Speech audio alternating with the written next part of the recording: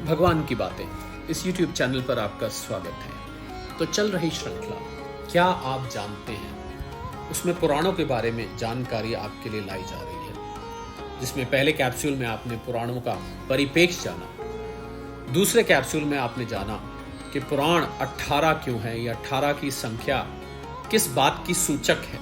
ये हमने आपको कोशिश करी रिसर्च करके निकालने की कि और भी चीज़ें 18 हैं, केवल पुराण 18 नहीं है। तो 18 का कोई ना कोई ज़रूर महत्व होगा, तभी 18 निकल के आ रहे हैं। तो आइए अब आगे देखते हैं कि कौन कौन से पुराण हैं और इन पुराणों में संक्षेप में देखेंगे कि क्या क्या है। ये हम उम्मीद करते हैं कि आपके लिए इन पुराणों की एक इंडेक्स की तरह काम करेगा। मतलब आपको जब भी ये जानना हो कि कौन सा पुराण है, कितने पुराण हैं, उनकी लिस्ट क्या है और संक्षेप में उन पुराणों में क्या है, उन पुराणों का स्ट्रक्चर कैसा है, ये आपके लिए एक इंडेक्स का काम करेगा। जब भी इन पुराणों को की गहराई में आप इसको विस्तार से इसका अध्ययन करना चाहें तो हम उम्मीद करते हैं ये कैप्सूल आपके काम आएगा। तो आइए गुरु स्तुति, जो कि हम व्यास जी को याद करते हुए करते हैं, उन्हीं के द्वारा ये पुराण हम तक पहुँचे, उन्हीं के द्वारा ये सारे लिखित हैं।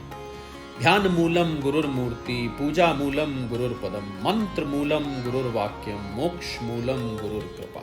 तो आज पुराणों के बारे में इस तीसरे कैप्सूल में पहले हम आपको 18 पुराणों के नाम बताते हैं। जिन लोगों को नहीं पता, कुछ लोगों ने, हम उम्मीद रखते हैं इनमें से कुछ एक पुराण अवश्य सुने होंगे, पर इन 18 की लिस्ट उसी ऑर्डर में इस प्रकार होती है। पहला ब्रह्म पुराण, दूसरा पद्म पुराण, तीसरा विष्णु पुराण, चौथा वायु पुराण, पांचवा भागवत पुराण, छठा नारद पुराण, सातवां मार्कंडेय पुराण, आठवां अग्नि पुराण, नौवां भविष्य पुराण, 10वां ब्रह्म वैवर्त पुराण, 11वां लिंग पुराण, 12वां वराह पुराण, 13वां स्कंद पुराण, 14वां वामन पुराण, 15वां कुर्म पुराण, 16वां मत्स्य पुराण, 17वां गरुड़ पुराण और 18वां ब्रह्मांड पुराण। जी हाँ, ये वो 18 पुराण हैं जो कि हमारे अध्यात्म में, हमारे सनातन धर्म में व्यास जी द्वारा लिखे गए और हमारे और आपके लिए वो आज उपलब्ध हैं। तो आइए एक एक करके इन पुराणों के बारे में हम बहुत संक्षेप में आपको इनका स्ट्रक्चर, इनके अंदर क्या मेन कंटेंट्स हैं, वो बताने का प्रयास करते हैं। तो सबसे पहला है, जैसा कि अभी लिस्ट में आपने देखा, ब्रह्म पुराण। तो ब्रह्म पुराण सभी पुराणों में सबसे प्रथम है और वेद व्यास जी ने सबसे पहले 2 भागों से युक्त ब्रह्म पुराण का ही संकलन किया है और इसमें करीब करीब 10,000 श्लोक हैं। और इसमें इसका जो पूर्व भाग है उसमें देवताओं, असुरों, प्रजापतियों की उत्पत्ति की कथा है, भगवान सूर्य के वंश का वर्णन है, भगवान श्री राम के अवतार की कथा है, चंद्र वंश का वर्णन है और भगवान श्री कृष्ण का चरित्र भी इसमें मिलता है।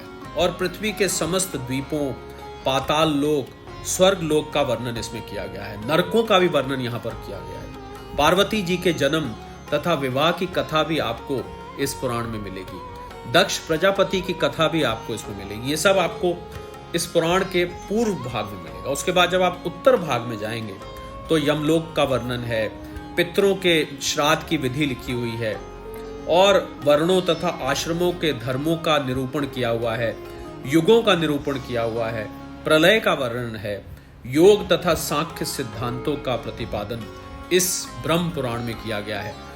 तो ये सब आपको ब्रह्म पुराण में पढ़ने को मिलेगा। इसके बाद जो अगला पुराण आता है वो है पद्म पुराण। जैसा कि आपने अभी लिस्ट सुनी, 55,000 श्लोक हैं कुल मिला के और इसमें भी खंड हैं, इसके अलग अलग डिविजन्स हैं इस पुराण के और इसमें खंड के नाम दिए हुए हैं। तो एक सृष्टि खंड है, उसमें महर्षि पुलत्स्य द्वारा भीष्म को सृष्टि की उत्पत्ति तथा इतिहास का उपदेश दिया हुआ है। इसके अलावा पुष्कर तीर्थ का महात्म समझाया गया है, ब्रह्म यज्ञ की विधि बताई गई है, विभिन्न प्रकार के दान और व्रतों का निरूपण किया गया है।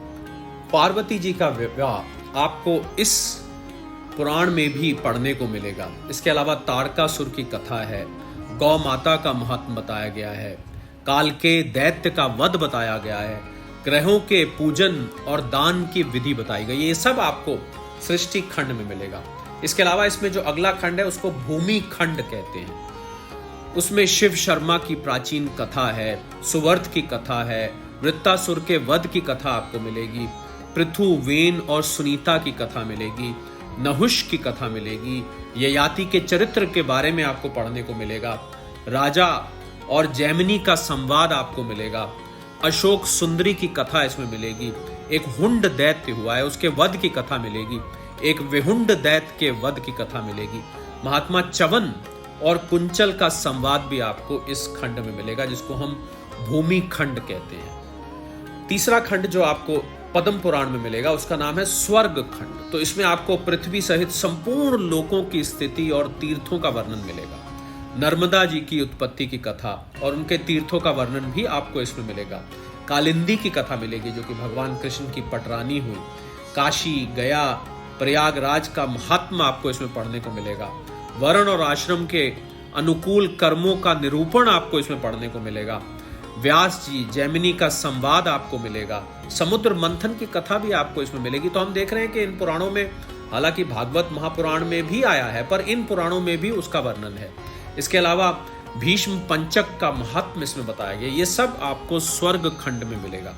और इसमें अगला खंड जो बनाया गया है उसका नाम है पाताल खंड। इस खंड में आपको श्री राम का राज्य अभिषेक मिलेगा, पुलत्स वंश का वर्णन मिलेगा, अश्वमेघ का उपदेश मिलेगा, जगन्नाथ जी की महिमा मिलेगी, वृंदावन का महात्मा आपको इसमें मिलेगा, श्री कृष्ण की लीलाओं का वर्णन भी आपको इस पाताल खंड में मिलेगा, वैशाख स्नान की महिमा मिलेगी, भूमि वरा संवाद मिलेगा, दधीची ऋषि की कथा मिलेगी, शिव महात्म मिलेगा, गौतम ऋषि की कथा मिलेगी। ये सब आपको इस पाताल खंड में मिलेगा। इसके अलावा जो अगला खंड है उसका नाम है उत्तरखंड। तो इस उत्तरखंड में आपको भगवान शिव के द्वारा गौरी के प्रति कहा हुआ पार्वत उपाख्यान जिसको हम कहते हैं वो मिलेगा। आपको जलंधर की कथा मिलेगी, राजा सगर की कथा मिलेगी, अन्नदान का महात्म मिलेगा, 24 एकादशियों का आपको महात्म मिलेगा। जितनी भी एकादशी जो कि महीने में 2 होती हैं, कुल मिलाकर 24 होती है और हर एकादशी का अलग महत्व है, वो आपको इस उत्तरखंड में मिलेगा। इसके अलावा विष्णु सहस्त्र नाम का वर्णन आपको इस खंड में मिलेगा, कार्तिक व्रत का महात्म मिलेगा, भगवान नरसिंह की उत्पत्ति की कथा मिलेगी, गीता महात्म मिलेगा, श्रीमद् भागवत महात्म मिलेगा, मत्स्य आदि अवतारों की बहुत पुण्य देने वाली कथा आपको इसमें मिलेगी। तो ये कुल मिला के इसमें खंड है सृष्टि खंड, भूमि खंड, स्वर्ग खंड, पाताल खंड और उत्तरखंड। ये सब आपको पद्म पुराण में पढ़ने के लिए मिलेंगे। इतनी बहुमूल्य जानकारी इन पुराणों में है। तो आज हम आपको इन 2 ही पुराणों के बारे में बताएंगे। अगले कैप्सूल में हम आपको अगले बाकी के जो पुराण है उनके बारे में हम आपको बताने का प्रयास करेंगे कि उनका स्ट्रक्चर कैसा है, उसके कंटेंट क्या क्या हैं, वो किस प्रकार से दिखता है और उसमें कौन कौन से डिविजन्स, कौन कौन से चैप्टर्स, बेसिकली उसके अंदर कंटेंट क्या है। तो इस कैप्सूल को यहीं विराम देते हैं। फिर एक बार गुरु स्तुति करते हुए, ध्यान मूलम गुरुर्मूर्ति, पूजा मूलम गुरुर्पदम, मंत्र मूलम गुरुर्वाक्यम, मोक्ष मूलम गुरुर्कृपा। सादर प्रणाम।